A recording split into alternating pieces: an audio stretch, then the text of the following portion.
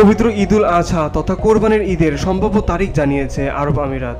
আমিরাত জ্যোতির্বিদ সোসাইটি জানিয়েছে আগামী 6 জুন মধ্যপ্রাচ্যে ঈদুল আজহা উদযাপিত হতে পারে। শুক্রবার গালফ নিউজের এক প্রতিবেদনে এ তথ্য জানানো হয়েছে। আমিরাত জ্যোতির্বিদ সোসাইটি বলেছে, হিজরি বর্ষপঞ্জিকার শেষ মাস জিলহজের চাঁদ দেখা যাবে আগামী 27 মে সন্ধ্যায়, আর 28 মে জিলহজের প্রথম দিন। সেই হিসেবে মধ্যপ্রাচ্যে 6 জুন ঈদুল আজহা উদযাপিত হতে পারে। আমিরাত জ্যোতির্বিদ্যা সোসাইটির চেয়ারম্যান ইব্রাহিম আল জাওয়ারান বলেছেন, আরব আমিরাতের স্থানীয় সময় 24 মে সকাল 7:02 চাঁদ দেখা যাবে এবং সূর্যাস্তের পর প্রায় 38 মিনিট পর পর্যন্ত চাঁদটি আকাশে দৃশ্যমান থাকবে।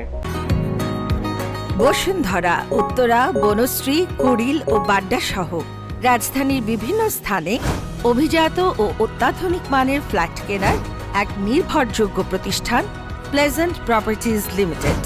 তাই আপনার স্বপ্নের আবাসনের জন্য আজই যোগাযোগ করুন। Pleasant properties limited, where destiny matches eventually। যদি জ্যোতির্বিদ্যার পূর্বাভাস সঠিক হয় তাহলে 5 জুন হবে আরাফাতের দিন। এটি পবিত্র হজের সবচেয়ে গুরুত্বপূর্ণ দিন। এর পরের দিন শুক্রবার পবিত্র ঈদুল আজহা হবে। তবে যদি 27 মে সন্ধ্যায় জিলহজের চাঁদ দেখা না যায় তাহলে জিলহজ শুরু হবে 29 মে, যার ফলে ঈদুল আজহা শুক্রবারের পরিবর্তে 7 জুন শনিবারে উদযাপিত হবে। যেহেতু মধ্যপ্রাচ্যের একদিন পর বাংলাদেশে ঈদ হয়, সেই হিসেবে 7 জুন অথবা 8 জুন বাংলাদেশের মানুষ ঈদ পালন করবেন। Beauty Bangla news desk.